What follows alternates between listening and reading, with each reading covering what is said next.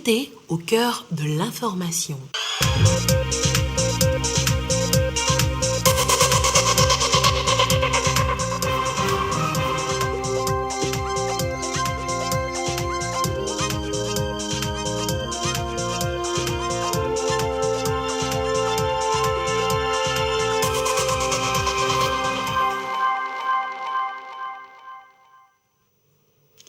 Il est l'heure du journal sur la télévision togolaise. Madame, Monsieur, bonsoir et voici les titres de cette édition.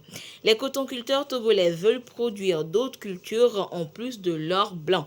Mais lesquelles et comment le faire? Eh bien, ils y réfléchissent depuis ce matin à Lomé. Gros plan ce soir sur le lycée technique de Sokodé qui souffle sa 100e bougie cette année. Que retenir de cette dizaine d'années de formation? Vous aurez les réponses dans ce journal. Et puis les maires du Togo et du Bénin se sont retrouvés du côté d'Atakpamé pour un échange de bonnes pratiques de gestion, histoire de mieux développer leurs différentes communes. Voilà donc pour les titres. Comment développer d'autres produits en cultivant le coton? On parle là de coproduits de l'or blanc. Eh bien, les cotonculteurs togolais réfléchissent sur la question depuis ce matin à Lomé. Le compte rendu avec Marie-Reine Abeta et Ulrich Amega. Le secteur cotonnier togolais offre des potentialités énormes, mais inexploitées, pour l'amélioration des conditions économiques et financières des producteurs et le développement des économies locales et nationales. Les acteurs de ce secteur mènent une étude de faisabilité sur le développement des coproduits du coton. Nous avons déterminé les points importants sur la production de coton. Donc, qu'est-ce qui impacte la production? Comment augmenter la production? Parce que sans un volume de coton, ce n'est pas possible d'aller sur les coproduits. Autrement, nous avons déterminé certaines pistes. Par exemple, les tiges. S'il y a les usines pour utiliser les tiges, ça peut être une source de revenus. Cette rencontre des acteurs du coton permettra également de mieux comprendre, entre autres, la tendance actuelle du marché mondial des coproduits et apprécier les pertinentes recommandations énumérées au regard des défis.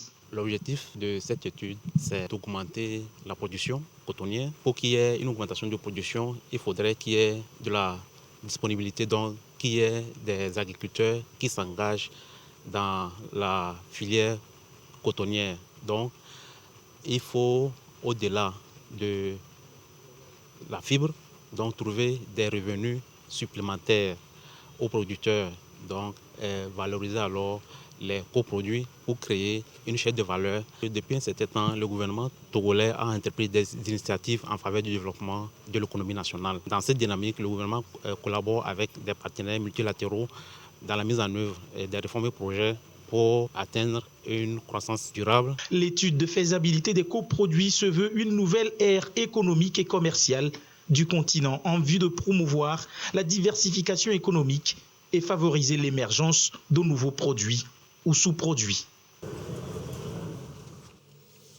Et lorsque l'on évoque le coton et la mode, on voit tout de suite le lien.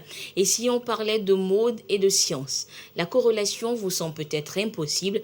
Eh bien non, elle existe. Et un colloque international justement, un colloque table justement sur la mode et les sciences en Afrique. Il réunit des universitaires et des professionnels et amoureux de la mode. Le compte rendu avec Clarisse Attiquet. Dans un débat de haut niveau, le monde universitaire questionne la science et la mode en Afrique. Objectif, établir le lien entre ces deux entités. Présents également à ce colloque international de Lomé, les acteurs de l'industrie de la mode vestimentaire à l'initiative du Festival international de la mode FIMO 228. Nous aimerions bien insérer vraiment les étudiants, les étudiantes pour qu'ils puissent savoir, connaître un peu nos métiers parce que la mode, la couture, c'est un métier vraiment très large qui nécessite beaucoup de talent. La mode ne s'arrête pas au défilé, au tissu, aux vêtements. On peut aller au-delà parce qu'aujourd'hui, la mode est présente dans beaucoup de thématiques. Elle est présente dans l'histoire, elle est présente dans le droit. Loin d'être perçue comme juste une manière de s'habiller, la mode, selon les experts, renvoie beaucoup plus à l'acte d'appartenir à une société ou à une culture. En Afrique, elle fait souvent usage de matériaux authentiques. Autant de caractéristiques scientifiques, culturelles qu'a voulu démontrer à travers ce colloque international de Lomé, le Centre de droit public de l'Université de Lomé. En cherchant à rapprocher la science et la mode, pour le profane, un couple improbable, pour l'initié, un couple probable, à l'idée simplement que, ontologiquement, la mode reste la science. Filière à grande implication économique, le secteur de la mode, perçu comme une science, va être encore mieux valorisé. Comme toutes les filières culturelles d'excellence en pleine émergence en Afrique, la mode a besoin d'être pensée ou repensée sous toutes ses formes relativement à ses perspectives, ainsi que pour garantir sa sauvegarde et son rayonnement en tant que secteur de création de richesses sur le continent. Les promoteurs du FIMO 228 entendent à travers cette rencontre scientifique ouvrir une brèche afin de dénicher au sein de la communauté estudiantine des talents à faire valoir dans l'industrie de la mode au Togo. Les établissements scolaires du secondaire togolais iront de mieux en mieux. Leur dispositif de fonctionnement vient d'être renforcé grâce à du matériel informatique remis aux inspections du secondaire par le ministère de tutelle. Abosa Dadia et Marie-Ange Bida pour le compte-rendu. Difficile de concevoir l'enseignement de nos jours sans du matériel informatique. Imprimantes, ordinateurs, vidéoprojecteurs, des outils bien plus présents aujourd'hui dans le déroulé des cours d'évaluation et dans la collecte des données statistiques. Désormais nantis, les inspections du Togo peuvent miser davantage sur l'amélioration du travail. Nous saisissons cette occasion pour remercier d'abord les plus hautes autorités éducatives pour ce matériel informatique. Et l'ordinateur est un outil incontournable de travail. Donc ce matériel vient à point nommé pour nous permettre vraiment d'améliorer les conditions de travail des enseignants et des élèves. Coût du matériel, plus de 100 millions de francs CFA. Côté ministère, on attend beaucoup un retour sur investissement en termes de bons résultats. La politique aujourd'hui du ministère est de faire en sorte que tous nos établissements scolaires qui sont connectés au réseau électrique soient renforcés en matériel informatique. Et cela rentre dans le cadre de la politique du chef de l'État qui consiste à faire en sorte que l'éducation aujourd'hui, qui est à l'aide du numérique, puisse être connectée au réseau informatique. L'acquisition de ce matériel, une expression du projet PARCEP, Résilience Covid-19, un appui à un enseignement de qualité porté par le gouvernement togolais, au chef d'établissement de faire œuvre utile. Enseignement toujours, mais enseignement technique à présent, avec cette immersion au sein de l'un des plus vieux lycées techniques du pays, celui de Sokodé. Il a 100 ans et a formé des milliers d'apprenants. 10 décennies après, comment se porte l'établissement? Gros plan ce soir avec Désiré à l'œil. Lycée d'enseignement technique et de la formation professionnelle de Sokodé, 2600 apprenants partagent leur quotidien avec 118 enseignants, un complexe qui existe il y a 100 ans. Aujourd'hui, l'on compte plusieurs filières logées dans l'industriel et le tertiaire. Nous formons dans le cycle court et dans le cycle long. Au niveau du cycle long, nous avons le cycle industriel et le cycle tertiaire. Un cycle court qui débouche sur les CAP. Et nous avons également une formation modulaire, la formation en brevet des techniciens et la mécanique auto en BT. Nous avons presque toutes les filières. Ici, l'élève Bissangou, terminal F4, a pu matérialiser son moule à 2 presses chef-d'œuvre, premier prix du concours de la première semaine de l'ETFP. L'idée est de révolutionner parce que déjà, les briques que cette machine propose apportent un changement sur le chantier. Déjà, on ne casse plus. On place en même temps des fils d'électricité à travers les trous que les briques proposent. Et cela aussi évite la fausseté du niveau. Et puis aussi, c'est écologique parce que déjà, avec le matériau avec lesquels on fait les briques, ça permet d'avoir de la fraîcheur, une température vivable dans la chambre. Une semaine dédiée à ce secteur pour découvrir les offres. Ce n'est pas seulement la fabrication. On conçoit aussi les mécanismes. Donc le souci est que les pièces fabriquées en Europe sont fabriquées en série. Maintenant, quand ça vient ici et qu'on ne trouve pas de pièces sur le marché, on peut venir faire la commande chez nous. Au lieu d'aller en Europe, par exemple, vous pouvez retrouver vos pièces fabriquées dans notre atelier ici.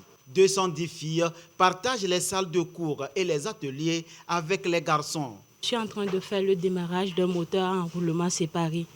Et ça, c'est le câblage, le schéma pratique. Nous avons fait le cours en classe. J'aime ce que je fais. Et ça permet de faire la différence. On dit souvent que l'électricité, c'est un métier d'homme. Et une fille qui fait cela, ça met la différence. Ça donne une certaine révolution à la matière. Le ministère de l'enseignement technique travaille à améliorer sa visibilité, l'attractivité et l'employabilité des sortants du système. Que nos apprenants qui sortent de nos centres puissent être aptes à exercer le métier pour lequel ils sont formés et qu'ils puissent répondre aux réels besoins du marché de l'emploi. Dans la région centrale, une vingtaine d'établissements scolaires d'enseignement technique, publics et privés, forment et recyclent les jeunes pour le marché du travail. Lomé accueille depuis ce matin la rencontre du réseau des journalistes économiques pour l'Afrique de l'Ouest. C'est sur invitation du bureau régional de l'Afrique de l'Ouest de la CEA qui dresse aujourd'hui son bilan d'activité 2021. Les actions réalisées sont donc communiquées aux journalistes pour diffusion. Marie-Ange Bida pour des précisions. 15 pays de l'Afrique de l'Ouest, un intérêt commun. Investir un peu plus dans des domaines clés. Santé, éducation, création d'emplois, gouvernance socio-économique et intégration régionale. Le Bureau régional pour l'Afrique de l'Ouest de la CEA s'est engagé à accompagner les États. Il informe les journalistes économiques sur ce qui a été fait en 2021. En Afrique de l'Ouest, nous avons à ce jour 13 pays qui ont ratifié la ZLECAf. Une fois qu'ils ont ratifié, nous les avons accompagnés à mettre en œuvre cet accord par un appui conséquent à chaque pays pour la formulation des stratégies nationales de ZLECAf. Nous appuyons également nos pays à formuler des plans nationaux qui leur permettent d'organiser, d'articuler leur développement dans les années qui viennent. Une réalisation phare, c'est la vision 2050 de la CEDEAO que nous avons développée.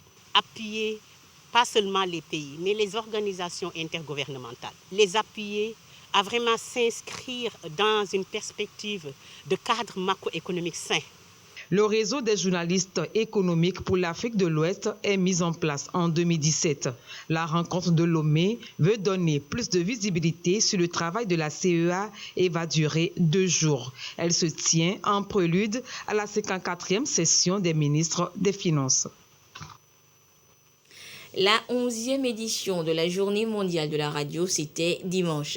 Une édition que l'UNESCO place sous le thème « Oui à la radio ». Oui à la confiance. Occasion pour nous de demander si la radio conserve toujours sa crédibilité face à la montée en flèche des réseaux sociaux.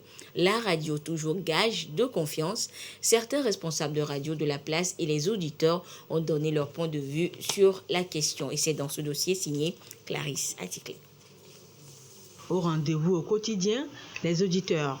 Le suivant, déjà en ligne, bonjour. Oui, bonjour, monsieur. De même que la lutte contre le... Font-ils toujours confiance aux informations diffusées? À la radio, c'est des gens sérieux qui vont sur le terrain, ils cherchent des informations, ils les vérifient. Mais par contre, au niveau des réseaux sociaux, quelqu'un peut rester dans sa chambre, faire le buzz, comme on le dit, inventer des événements et faire croire au public que c'est quelque chose qui est vrai. Une radio, avant de diffuser une information, ça doit être vérifié et rassurante. Donc on a confiance à la radio. Patricia Adisekou est rédactrice en chef. Chaque jour, elle arrive à mesurer cette confiance dans les propos des auditeurs. L'interactivité entre animateurs et auditeurs semble être un baromètre. Ce que dit la radio, c'est comme un message de la Bible. L'auditeur va vous dire, je l'ai écouté moi-même à la radio, ce qui voudra dire que ce que dit la radio, c'est vérifié et c'est la vérité. Il y a toujours cette confiance entre les auditeurs et la radio. Quand ils appellent leurs préoccupations qu'ils expriment par des commentaires et des questions montrent qui nous ont suivis pendant toute l'heure. Aujourd'hui, confrontée aux réseaux sociaux, la radio arrive quand même à conserver sa crédibilité. L'information va très vite et les réseaux sociaux font la concurrence. Mais les auditeurs attendent toujours beaucoup plus de leur radio. Les gens qui sont un peu loin des villes ont des fois du mal à capter certaines radios.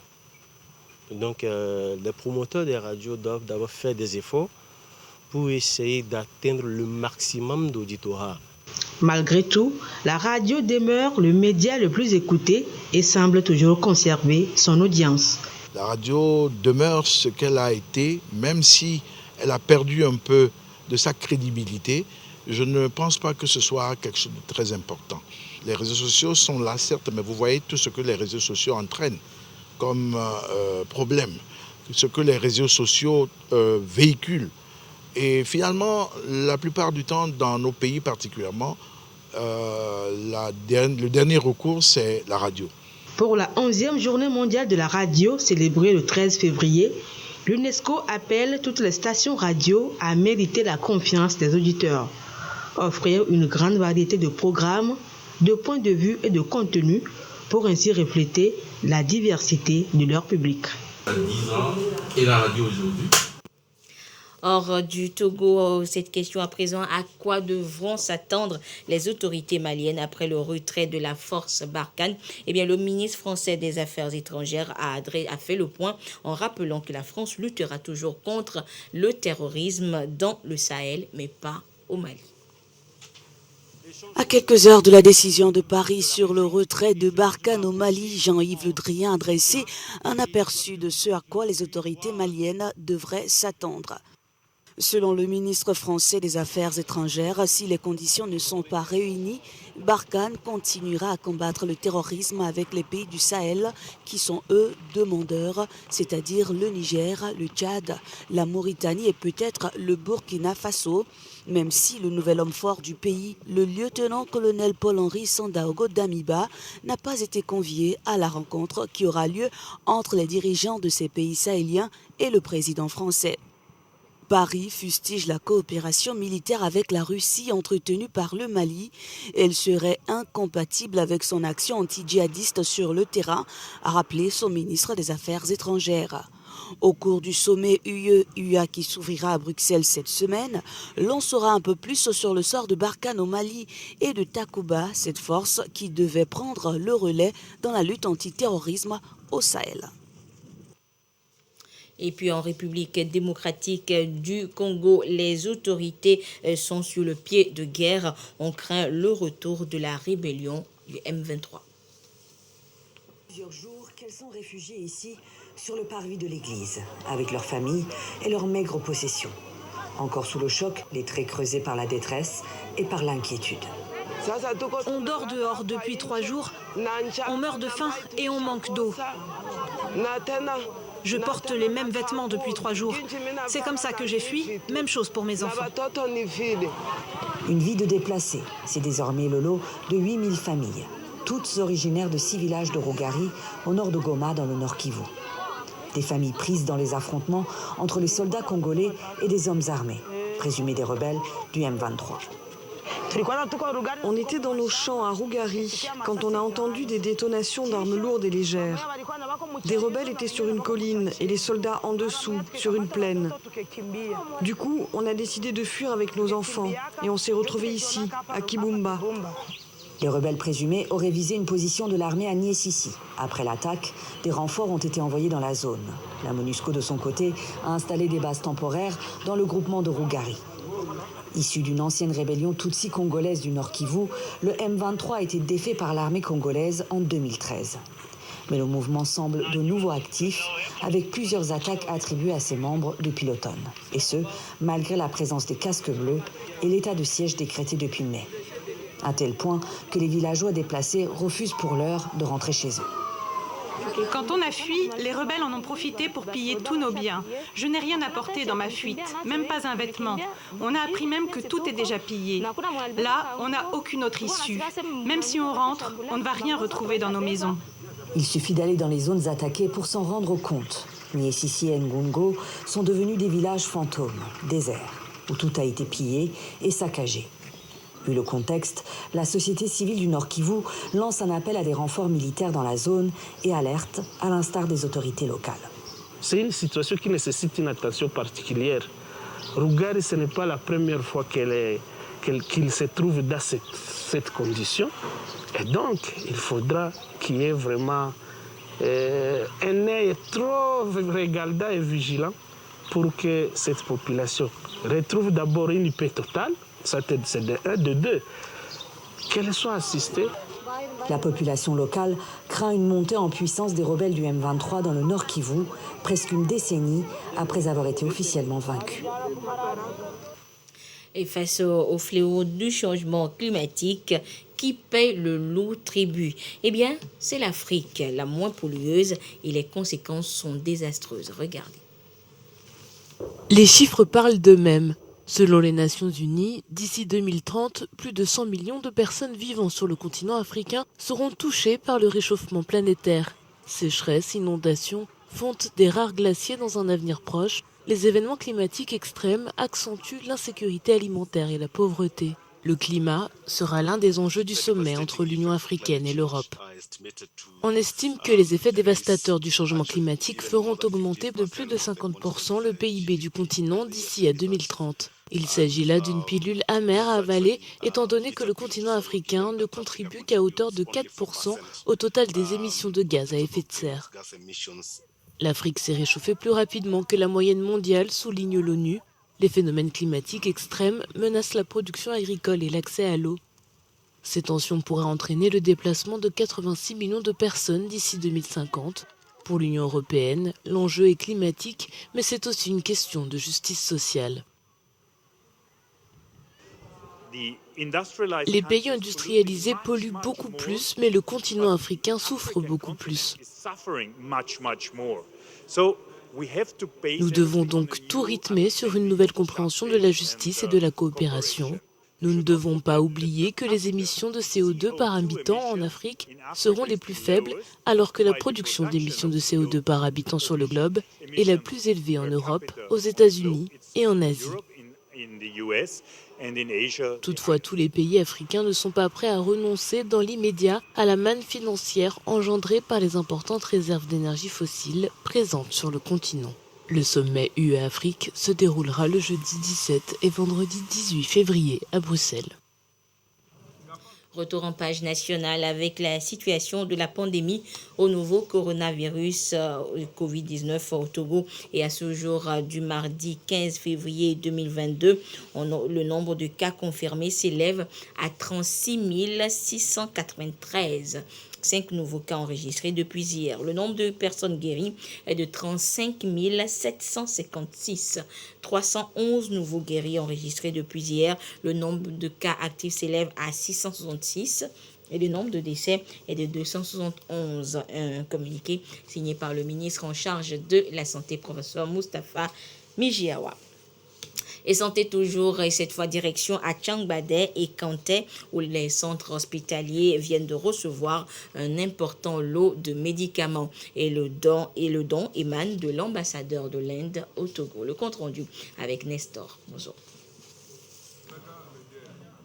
Le centre médico-social d'Atchangbadé dans la Kosa et le centre hospitalier préfectoral de Kanté, deux structures retenues par l'ambassadeur de l'Inde au Togo pour bénéficier de dons de médicaments.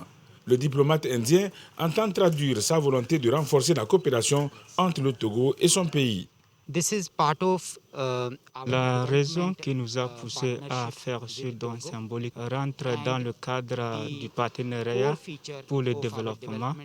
Et justement, nous pensons que c'est ce principe d'aider la population et avec la ligne de mire, aider la population qui nous a amené à juste poser cet acte symbolique. Les médicaments offerts sont des produits génériques, essentiellement composés des antipétenseurs, des anti-inflammatoires et des antipaludiques. Quand les gens arrivent au centre de santé, parfois, on est amené à ce qu'ils n'arrivent pas à pouvoir acheter des médicaments. Tout ceci pour donc les aider et en même temps dire que le processus de la couverture sanitaire universelle a bien démarré au Togo. En plus du don de médicaments, des tests ont été faits pour dépister les anémies chez les femmes enceintes et les infections urinaires chez les personnes souffrant de douleurs abdominales. Les préfets de la COSA, Hemo Badiba Obakali, et de la Kiran Nsarma Mabida Douti ont remercié le diplomate indien et souhaité que les relations d'amitié qui existent entre son pays et le Togo se raffermissent davantage. Je vous le disais en titre, les communes du Togo et du Bénin échangent leurs expériences pour un meilleur développement local. Et c'est l'objectif de la rencontre qui s'est tenue à Atakpamé entre les membres de la fêtière des communes du Togo et l'Association nationale des communes du Bénin. Sylvain Abdou pour le compte-rendu. La fêtière des communes du Togo s'inspire du modèle de l'Association nationale des communes du Bénin en matière de communalisation. Un processus dans lequel le Bénin s'est engagé depuis plusieurs années et qui a fait de la décentralisation une réussite dans ce pays. D'où cette visite au Togo de la délégation de l'ANCB pour des échanges de bonnes pratiques. Nous partageons les mêmes réalités, nous partageons l'espace géographique. Il est tout à fait normal que nous discutions. Nous voulons travailler sur des projets communs. Nous allons partager, comme je l'ai dit, nos expériences et nous ferons en sorte que, autant que se peut, nous puissions avancer. L'ANCB et la FCT ont échangé sur la vie des deux institutions, histoire d'entamer une perspective de coopération décentralisée pour mieux formaliser un partenariat plus fécond. La coopération décentralisée est l'un des premiers outils auxquels nous pensons tout naturellement. Donc, coopération décentralisée entre Cotonou et Atakpamé, mais également partenariat stratégique et politique entre l'ANCB du côté du Bénin et la fêtière des communes du Togo de notre côté, pour réfléchir ensemble, pour partager les expériences, pour impulser une dynamique qui est fondée sur la vision, mais également qui met au service de cette vision une organisation et une planification qui nous permettent de délivrer. Et nous devons nous mettre dans une dynamique pour que cela puisse se faire au jour le jour. La fêtière des communes du Togo veut, à travers cette visite de l'Association nationale des communes du Bénin, impulser une dynamique de développement destinée à travailler sur des projets communs. Il s'agit par exemple des questions de coopération décentralisée, la fiscalité et l'assainissement notamment. Ceci pour un processus réussi au profit des populations bénéficiaires. Sport à présent avec la 3e édition du championnat national d'escrime junior et cadet des deux sexes qui s'est déroulé samedi dernier du côté de Kara. Cette finale ont été disputées dans 3 disciplines, l'épée, le sabre et le fleuret. Et cette 3e édition a connu la participation également de l'équipe béninoise d'escrime. Nestor Mozo pour le compte-rendu. La finale de l'épée chez les garçons dans la catégorie des cadets a été remportée 15-5 par Tabé Mouchoumine du Bénin devant Daya Paul du Togo. Chez les filles, Mademoiselle Akousan du Togo gagne la béninoise Meni Adjoa Doria par le score de 15-3. Toujours dans la discipline épée, chez les juniors, Uruagoro Yassine s'impose face à Avoudanou Manuel chez les garçons 15-7. Du côté des filles, c'est Anadi Pré qui enlève la médaille d'or devant Sanou Saïdatou sur le même score de 15-7. Au fleuret féminin cadet, la finale a été remportée par Aménignon Bienvenue. Elle a battu la Méga Rose par 13 points contre 9. Au sabre masculin cadet, Palahua Fortuné a dicté sa loi à Telou Aimé par 15 points contre 1, alors que chez les dames, Niakate Fatima a été la plus forte et bat Kleinbrink Pamela 15-10. Le président de la Fédération togolaise d'escrime se dit satisfait du déroulement de cette 3e édition du championnat national d'escrime junior et cadet. Par rapport à cette édition, nous avons vu la participation de tous les clubs. Tous les clubs ont envoyé des représentants et nous avons été émerveillés par le comportement de ces athlètes. Les premières et deuxième éditions, c'était presque les tireurs, les athlètes de Lomé qui montaient sur le podium. Aujourd'hui, nous avons vu des athlètes de Kara, de Dapan, de Sokodé et d'Atapamé qui sont montés sur le podium. Donc nous sommes vraiment très émerveillés et satisfaits du niveau de la compétition. Ce championnat a permis aux équipes togolaises et béninoises de se mettre en condition. Les deux équipes participeront au championnat d'Afrique cadet et junior d'escrime du 21 au 27 février à Lagos au Nigeria. Après cette compétition au Nigeria, Uruagoro Yassine représentera le Togo à Dubaï aux Émirats arabes unis en avril prochain pour les mondiaux de la discipline dans la catégorie épée junior. Et après l'escrime, on joue les prolongations de la Saint-Valentin dans cette édition. Hier, l'amour était à l'honneur jusque tard dans la soirée. Jour ouvrable oblige. Et vous allez le voir un peu partout dans la ville de Lomé. Les bars, restaurants, fast-food étaient tous aux couleurs du jour, l'amour. Le compte rendu avec Victoire Kaliwa, Sandra Gauthier et Marie-Ange Bida. Décor glamour, le rouge et le blanc dominent. En couple ou en famille, la Saint-Valentin est célébrée dans une ambiance bien feutrée. La soirée se passe très bien. Je trouve que c'est agréable et c'est génial aussi de remarquer le nombre de personnes qui est sorti aujourd'hui pour célébrer la fête de la Saint-Valentin. Restaurants, fast-food, terrasses de bar, un peu partout en ville, on affiche plein. Le cœur est à l'amour. Tel que vous le voyez, ça se passe bien. Certains sont morts, nous autres sommes en vie. Et donc, nous nous réjouissons. C'est une fête dans laquelle chacun se rappelle des bons moments passés ensemble dans un couple. On mange, on boit. L'occasion pour les couples de se rapprocher davantage, de raviver la flamme de l'amour. Le sourire, les regards en disent long. Pas forcément besoin du « je t'aime », ça se vit. Et après le 14, l'amour peut se célébrer tous les jours. Et voilà, ainsi se referme cette édition. Merci de votre fidélité à la télévision togolaise. Excellente suite de nos programmes. Au revoir.